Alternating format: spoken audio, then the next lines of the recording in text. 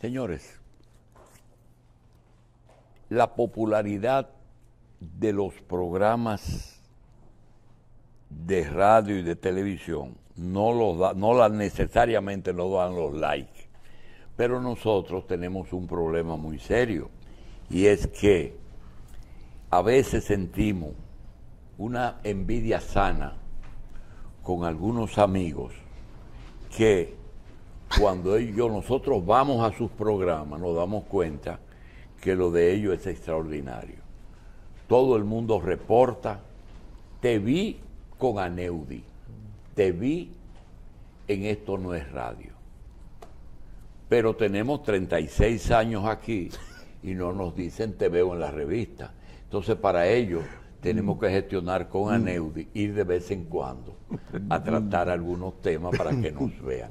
Y Aneudi nos coge un poco de pena y viene aquí donde nosotros. Le damos las gracias a Aneudi Santos, que el motivo de la invitación es que la última vez que conversamos con Aneudi nos dimos cuenta que él le está dando una importancia que no le dimos nosotros.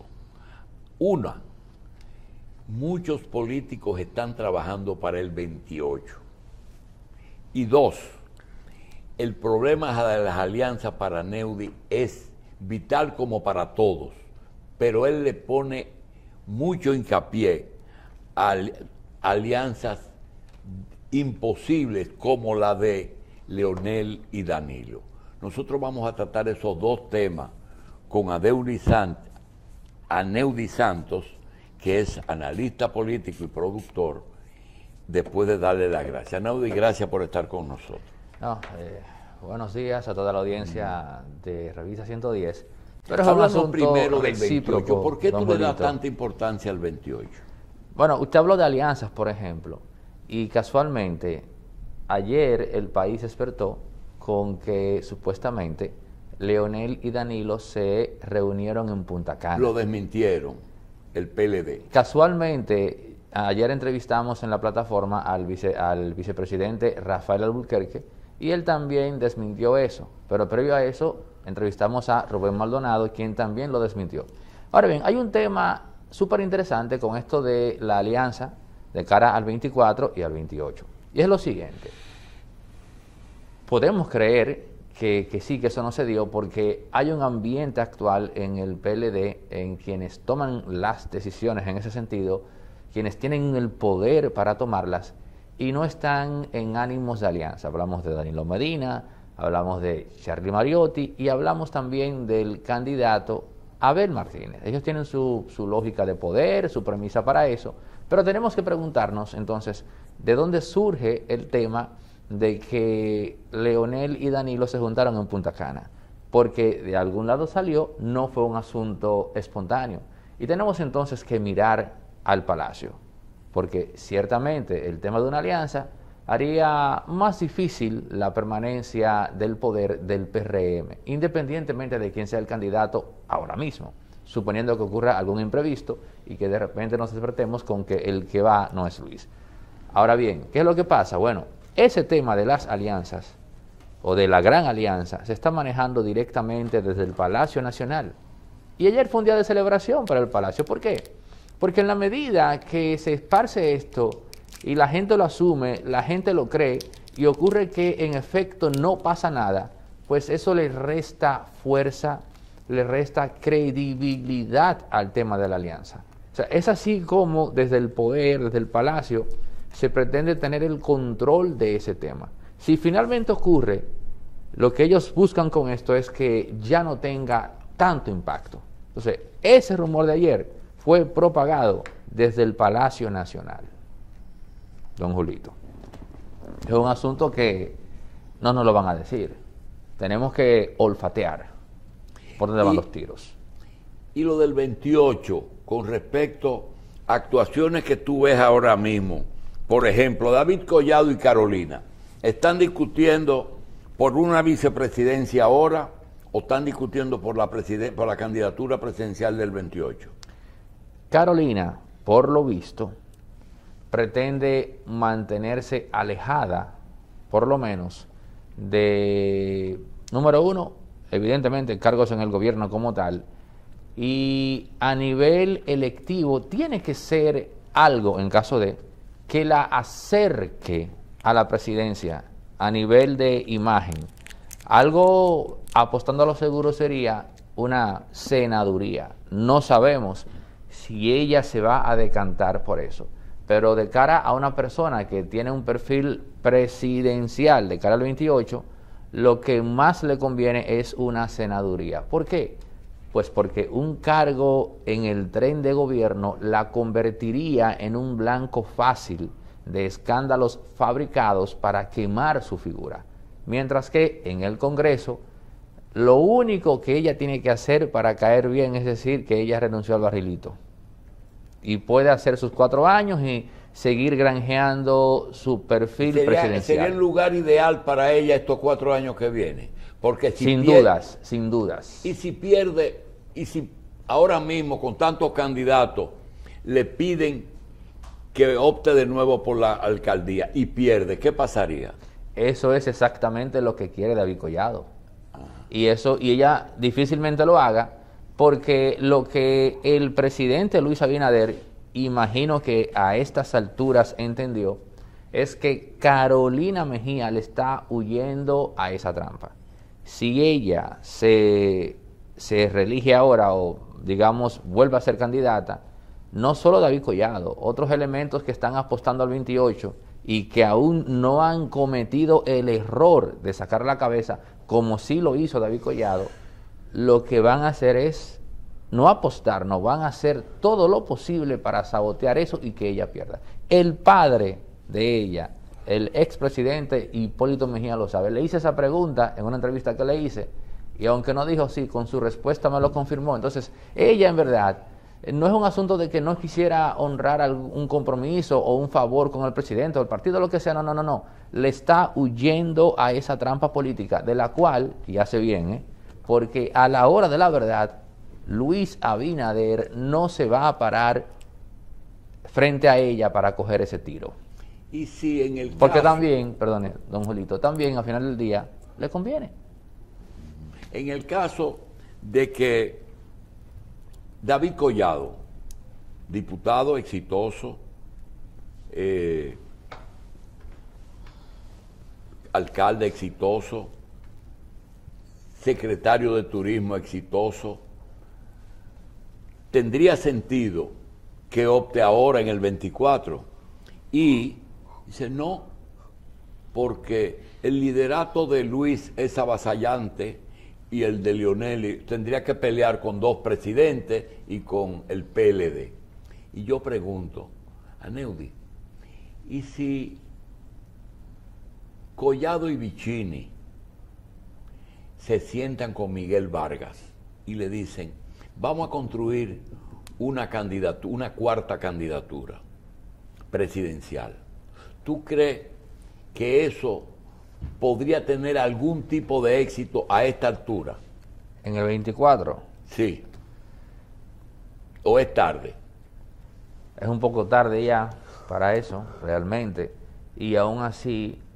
Es PRD que estoy hablando. Sí, aún así no tendría éxito. Y le diré por qué.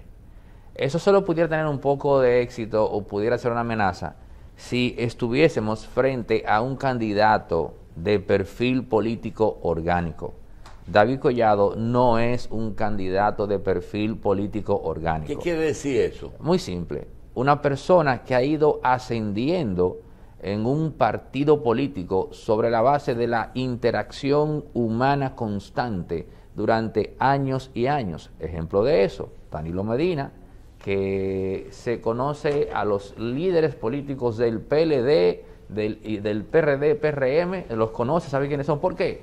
Porque tiene alrededor de 50 años haciendo vida política día tras día. Ese es, le puso un caso, no. Entonces, David Collado no tiene eso, porque David Collado ha llegado a ocupar los cargos en tren de gobierno, por ejemplo, bajo acuerdos. Lo que pasó en el 16, ¿por qué David Collado fue alcalde en el 16? Bueno, pues porque el sector empresarial o una parte de él construyó la narrativa de que el PLD ya tenía demasiado poder y era necesario por un asunto de equilibrio democrático que se diera en algo. A Danilo Medina se le ocurrió la brillante idea de ceder la alcaldía del distrito. Bajo ese acuerdo entre entes de poder es que David Collado llega a ser alcalde. Y así con todo lo demás, antes y después no es un individuo que tiene un perfil político basado en la interacción humana constante. Bien. Entonces eso, a lo que usted acaba de plantear, a la hora de la verdad le pasa factura porque no tiene arrastre orgánico. Usted no querrá decir quizás, Neudi, que... Por ejemplo, Guido Gómez Mazara es un líder también, un dirigente que tiene... No, es orgánico. Es orgánico sí. También. ¿Habrá una manifestación anti-Popi entonces en el 24? Manifestación... No, porque usted lo está describiendo tal cual como te voy a decir por qué. Una persona que quizás... califica para eso que le dice la gente. Tú puedes ser, muy buena pregunta, tú puedes ser rico, aristócrata, el punto es que tú te granjees con la gleba, el punto es que la gleba te vea, que te sienta, que no te vea distante, ese es el detalle, simple. Claro. O sea, que no se trata de anti-popi, no, es que el que es popi, baje. Bien, Aneudi, fuera de Balaguer, que tiene una vida, Trujillo, vicepresidente, después presidente, y esa es otra cosa. Pero 2 personas han sido presidentes producto de provenir del sector agropecuario, Guzmán e Hipólito Mejía. Salvador Jorge Blanco y Danilo Medina fueron legisladores. ¿A qué tú crees que se debe que no hay antecedentes de presidentes que vengan de lo municipal ni del ayuntamiento? Hay un tema que así al vuelo tiene que ver con la desconexión del perfil de ese tipo de político con el sector empresarial. Hasta hace muy poco, usted necesitaba el apoyo económico del sector empresarial para llegar al poder. Eso cambió un poquito con el PLD y los últimos gobiernos de Leonel y Danilo. Pero el perfil del político municipal no es un perfil de interés para la oligarquía, para la plutocracia de República Dominicana. Usted mencionó acertadamente el tema del Congreso. Bueno, claro, porque en el Congreso es donde se aprueban las leyes que rigen los marcos, ¿no?, que son favorables o desfavorables a los intereses empresariales. Por lo tanto, claro que al gran empresariado le interesa una persona con ese perfil político. Sin embargo, en el aspecto municipal, eso está cerrado. O sea, ese no es un asunto que a priori sea de su interés, porque ahí no se define nada. Bueno, quizás el sector construcción, con el tema de la aprobación de los terrenos, y que si son 5, 6, 7 plantas que se van a construir, pisos que se van a tirar, no más de ahí, don Julito. Mira, tenemos elecciones en 212 días, las de febrero 18, y tendremos elecciones en 303 días, mayo 19. Es decir, no estamos tan lejos. Hay factores que son determinantes. Yo te lo voy a mencionar todos para que tú me evalúes la incidencia o influencia que pueden tener esos elementos en la elección del hombre que va a dirigir el país. Primero, si las elecciones municipales tú entiendes que van a incidir en las presidenciales. Al menos históricamente, quien gane la alcaldía del distrito presagia de manera certera quién gana la presidencia. Ejemplo, el PLD perdió en el 2016 la alcaldía del distrito. En las elecciones presidenciales del 20 perdió el país. Pero si nos vamos atrás, en el 2002, el PLD ganó la alcaldía del distrito. En las elecciones presidenciales que le siguieron, ganó el Palacio. O sea que, al menos a nivel de presagios, de símbolos del poder, la alcaldía del distrito, don Julito, va en la línea de la gente del PLD cree realmente que las elecciones de mayo la perdieron en febrero, que sí. Gonzalo perdió por lo que pasó en las municipales. Bueno, el resultado es es difícil desconectar ese resultado de esas elecciones de lo que pasó un poco más adelante. El dinero como tal, dinero, ¿qué porcentaje de las elecciones? Antes era todo. Antes se necesitaba un partido, un candidato y dinero. Ahora tenemos que el dinero no va a ser tan abundante, porque las dos principales fuentes de dinero, que son el dinero de lavado, de narco, de juegos, como que no se va a poner muy fácil ahora. Y el dinero del Estado quizás no esté muy disponible porque no hay mucho. ¿Qué importancia tú le das al dinero en estas elecciones? Sigue siendo el factor determinante. No veo cómo sea posible que la gente de escasos recursos se desprenda del compromiso, entre comillas, de ir a votar por un asunto de que le den 2,000 pesos. Aún así, hay estudios que he visto, que son muy reiterativos en esto, de que los recursos del Estado utilizados en unas elecciones no garantizan más allá de un 5%. Entiéndase que usted invierte todo el dinero que tiene a su alcance, porque usted es gobierno, pero eso de ninguna manera hará que usted garantice más del 5%, y son estudios que se han hecho ya a nivel regional, si se quiere, y se ve esa constante. ¿Qué significa esto? Bueno, que si hay una distancia entre un partido y otro, que estamos hablando de un 10 o un 15, 10 o 15%, ahí ya sería imposible que el capital, ¿no?, o el dinero disponible sea lo que defina esas elecciones. Ahora bien, en base a lo que usted ha planteado, don Julito, lo que tenemos que ver aquí es qué tan eficiente es el estratega o el equipo de campaña política de un candidato para eficientizar los recursos que tienen a mano. Que no es que el dinero no sea preponderante, sino que lo que va a pasar a primar ahí es la decisión eficiente, la decisión certera sobre la base de que en efecto ya no será tan fácil disponer de efectivo. O sea, se impone entonces por encima del recurso la visión que tenga el estratega, que a su vez tenga la responsabilidad de dirigir una campaña. Si tú conversas con personas que tienen influencia en la campaña gobierno, reelección, te dicen que Luis Abinader gana en primera vuelta. Y no es un decir, me da la impresión de que te los dicen con la íntima convicción de que ellos tienen algo que lo asegura. Sin embargo, la salida de Leonel Fernández de aquella alianza que hicieron municipal y la división que le hizo al PLD,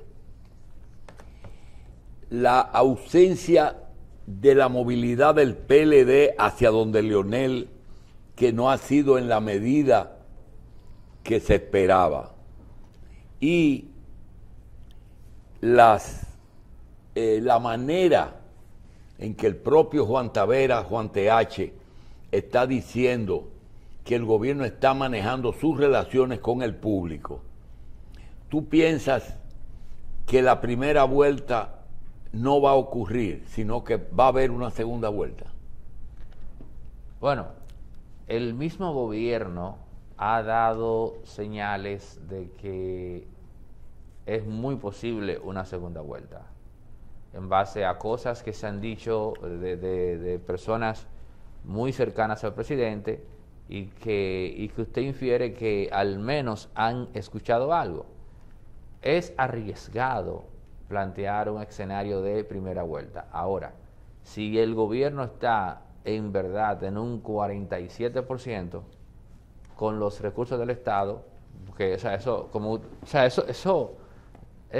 no se puede desmentir, ha sido la práctica histórica. De una u otra forma, usted va a usar los recursos del Estado si usted es gobierno. Entonces, con eso detrás, se pudiera ir en primera vuelta. Ahora, si estamos hablando de un 40% de aprobación de la gente... Muy bien, pero si se va a segunda vuelta, y yo afirmo que el PLD, no importa las diferencias que tengan Danilo Medina y Leonel Fernández, que no sé cuáles son, porque eso es un misterio.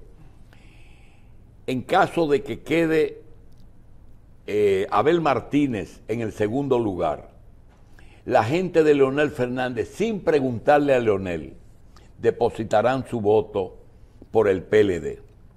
Pero si queda Leonel Fernández, como creo que puede pasar, en el segundo lugar, la gente del PLD, sin preguntarle a Danilo, va a votar en segunda vuelta por Leonel Fernández. ¿Tú crees que es así o me equivoco? Va a pasar así. Así. Y le voy a decir por qué. Porque en el PLD, a menos de que Danilo tenga el poder de imponer una no alianza, por ejemplo, pero la gente lo que percibe acertadamente es que el desacuerdo de Danilo con Leonel es algo ya más personal. Y la gente lo que se dice, bueno, pero es que, o sea, tú no puedes pretender hacernos pagar a nosotros y mantenernos lejos del poder por un asunto personal que tú tienes con Leonel Fernández. Ahora bien, hay algo que hizo recientemente Leonel que le garantiza aquello que el PLD ha venido como pregonando, que es el tema de la estructura. Bueno, en efecto, el PLD tiene una mejor estructura que la Fuerza del Pueblo, pero hay algo, la estructura no es nada si tú no tienes movilización. ¿Por qué era necesario que Leonel Fernández hiciera un pacto con Juan Uvieres? Por algo muy simple, pero determinante. Garantizar la movilidad de la gente el día de las elecciones para ir a votar. Los autobuses que movilizan a la gente en el distrito, en los pueblos, para llevarlas a votar. O sea, el PLD puede tener estructura, pero si no tiene esos autobuses, no tiene nada. O sea, la razón por la que Leonel en verdad hizo ese pacto, ese entendimiento con Uvieres, es buscar la garantía vía Juan Uvieres que se le movilice a la gente. De paso, se ahorra unos cuantos millones. Ya lo que hay detrás de ese acuerdo, ya sabrán ellos, pero Juan Uvieres sabe que lo que tiene que hacer es movilizarle la gente a Leonel el día de las elecciones, y es de esa forma que él pretende competir con la tan cacareada estructura del PLD. Por eso ese acuerdo con Juan Uvieres es determinante y va en la línea de lo que usted plantea. Volviendo a las alianzas, dijo Euclides, no lo dijo Euclides, pero lo hizo popular el decir, en política se hace lo que conviene, es decir, que Uvieres haga una alianza con Leonel, ¿tiene sentido? Lo que no tiene sentido, don Jolito, es en el juego de poder hacer lo que no le convenga a usted. O sea, que sí, es como, se hace lo que conviene. De hecho, la democracia es una ficción. El detalle es que no por ser ficción deja de ser válida. Pero es una ficción que va en la línea de hacer las cosas que nos convienen a nosotros. ¿Por qué, por ejemplo, Estados Unidos promovió el tema de la democracia en el resto del mundo occidental? Bueno, pues porque después de la Segunda Guerra Mundial quedaban países todavía, colonias de Francia e Inglaterra, que se necesitaba romper ese vínculo. ¿Y qué mejor forma de hacerlo que promover el discurso de la autonomía y la soberanía de las naciones? Bien, a través de la democracia. Para Luis Abinader resultaba difícil asumir el poder en el 20 e iniciar un proceso de llevar a cabo su programa, pero paralelamente administrar una crisis y adicionalmente iniciar un proceso de persecución de la corrupción. Y lo que hizo fue quitarse ese problema, no pudo quitarse el de la pandemia, no pudo quitarse el de tratar de hacer algo de lo que él planeó dentro de una crisis económica, pero declaró el Ministerio Público Independiente. Ese Ministerio Público que tiene el apoyo de todo el que quiere adecentar y eliminar la corrupción, ha tomado medidas que, número uno, las ha tomado todas al mismo tiempo, y número dos, las ha tomado todas en contra de un solo sector, el sector Danilo Medina. Eso podría incidir en este momento en las elecciones. Lo primero, don Julito, es que se expuso la ingenuidad de quienes asumen cargos de poder que no son poca cosa. Usted acaba de citar un factor importantísimo. Abrirse tantos frentes con tantos casos de corrupción, lo que hizo fue crearle un problema difícil de abordar, ¿no? Casi imposible, tantos que Operación Coral, que Antipulpo, que Caracol, que etcétera. O sea, era algo que no se podía abarcar humanamente, y eso trae como consecuencia muchas erratas en el manejo de esos casos, que serán aprovechadas y capitalizadas por los abogados que defiendan a las partes acusadas. O sea, pero lo peor es que en la ciudadanía eso no se pudo percibir. La gente no dijo, ok, un momento, bájenle dos, porque ustedes tienen Antipulpo y ya a las 2 semanas abrieron otro caso, y a las 5 semanas otro. Como que algo no está funcionando, como que ahí no hay gerencia. Cuando fueron a la Cámara de Cuentas, que se llevaron como 2 camionetas de expedientes, y yo me dije, ok, y ahora ustedes me van a decir a mí, primero que ellos que ya tenían seleccionado lo que se iban a llevar. Sí, ellos dijeron eso. Yo dije, o sea, se llevaron 2 camiones que me late que fue que vaciaron la Cámara de Cuentas, y ustedes dicen que sabían lo que se iban a llevar. No, a mí me late que ustedes se llevaron todo para comenzar a chequear, a ver si encontraban algo. Bueno, encontraron, no está de más, pero ese fue el primer gran error. Lo otro, don Julito, ¿usted cree en verdad que el presidente tiene la intención de hacer una modificación constitucional para de manera genuina darle autonomía al Ministerio Público? ¿No será más bien una jugada, don Julito, para blindarse jurídicamente a posteriori cuando ya no está en el poder? Porque ¿quién me dice a mí, quién me garantiza a mí que las personas designadas en una reforma judicial serán elementos independientes? Sí, pero por más que quiera el Ministerio Público colaborar con una reelección, tomando medidas, por más que quisiera, no puede evitar. Mira, fíjate, ayer mismo iniciaron un proceso nuevo que dice Anguila, que son el tema del sector eléctrico, pero siempre en la misma línea. El Procurador General de la República de Danilo, el militar que está detrás de Danilo, la hermana de Danilo, la otra hermana de Danilo, el hermano de Danilo, el cuñado de Danilo, es decir, todo en torno a Danilo. ¿Cuál es el interés tanto porque entiendo que hay un compromiso de que no sean ni tucanos, ni del este, ni nada de esas cosas?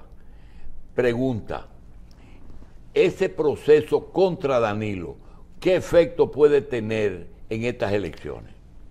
A la primera figura política que se le acusó de hacer un sistema judicial a su medida fue a Leonel Fernández. Y se puede decir que sí. Ahora, ¿qué nos indica esto? Que Leonel Fernández tenía conciencia. Cuando en el 2010, ¿verdad?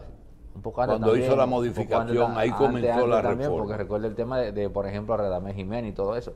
¿Qué significa esto? Bueno, Leonel tenía conciencia de eso antes, la tuvo en su momento, cuando fue gobierno, y la tuvo a futuro. ¿A qué viene esto?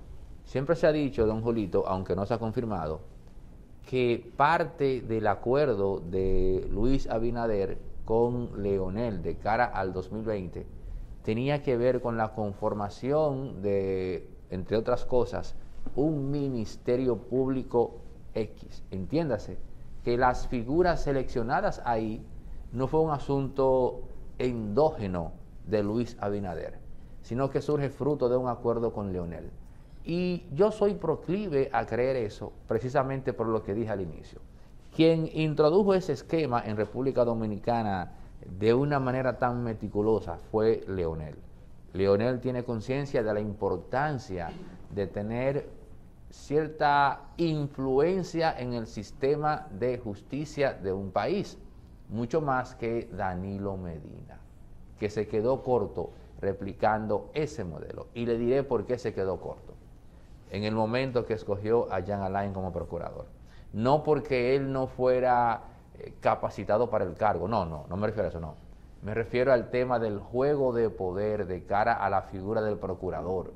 Él lo escogió no tanto por competente, sino porque era una persona que él entendía que podía manejar al dedillo. Pero ¿dónde estuvo el fallo de Danilo en eso?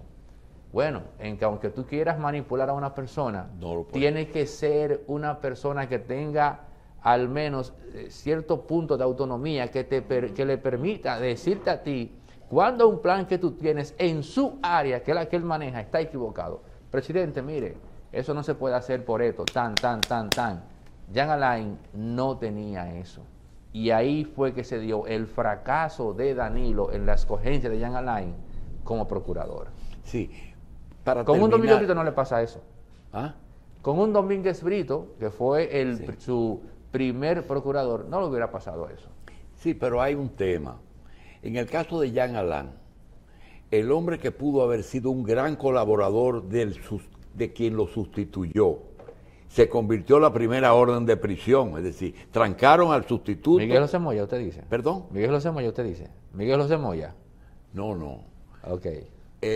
Miriam y Berenice ordenan, inmediatamente llegan, prisión contra Jean Alain. Pero resulta que Jean Alain estuvo encabezando el proceso más costoso de inversión del Estado, que fue Odebrecht, y fue a Brasil y trajo las supuestas pruebas, que después aparece que allá se revierte el tema, es decir, el suplidor de la prueba, que fue Bolsonaro, o la gente de Bolsonaro, después se revierte y resulta que el bueno es Lula. Pregunta, ese caso específico, en que él pudo haber sido un colaborador, no puede serlo porque ahora mismo es un acusado. ¿Tú crees que debió sobreseerse, por lo menos Odebrecht? Bueno, pasó algo similar con Miriam en su momento, con los casos donde había personas que ella afirmaba que eran amigos y que estaban involucrados, pero es que ese tipo de decisión, don Julito, le quedaba grande a Jean Alain. O sea, dígame lo del yate, por ejemplo. O sea, vamos a analizarlo psicológicamente.